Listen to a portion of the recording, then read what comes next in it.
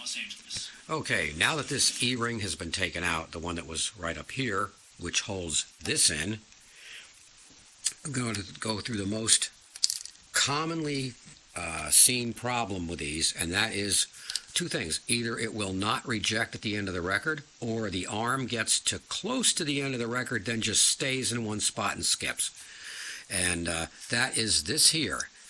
This right here is your trip, and this is what that lever here, this is what this thing here hits. The arm hits this, which in turn hits this. When this tab gets over this way, it knocks into the part on the bottom of the turntable assembly and forces the cam gear to start the reject cycle. This gets very sticky in here. You've got to take this apart, clean it, lightly, very lightly lubricate it with a very fine oil. A 3-in-1 is okay, very, very light. Don't soak it, just a little bit of oil. Same thing on here. After you clean all this dirt off here and get it all nice looking. And that takes care of that. Now to continue on the disassembly, I'm going to take the tone arm off now. This is probably the more unpleasant part of this, but it's still, you got to do it, to clean all the crap out. Take the arm off here from the underside where the cartridge wires connect underneath. Just disconnect them. Then there's this nut right here. There's also a spring here. This spring curls around this adjustment, which is, by the way, this adjustment is the in and out adjustment for when it sets down on a record.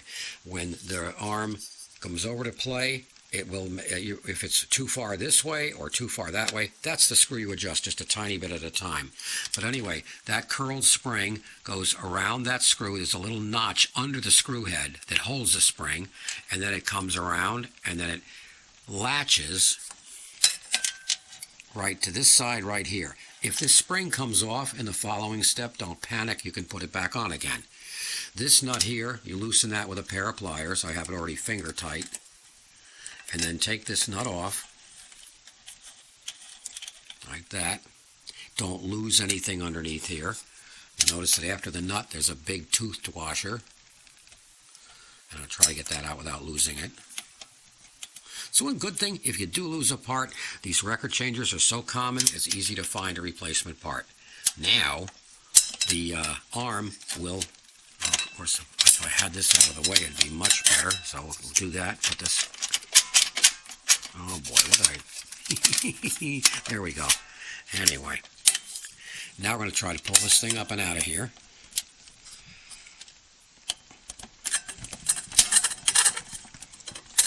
There it is right there. It just pulls off of the shaft.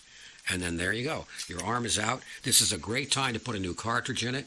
This one, fortunately, has the screws for a common modern cartridge. Most of these were done with flip-over cartridges, and there's no easy way to mount a modern cartridge in there. Kind of have to do it with either double-stick tape or use ingenuity, whatever you can do. You can buy flip-over cartridges, but chances are the ones you find today are going to be hard and non-compliant anymore.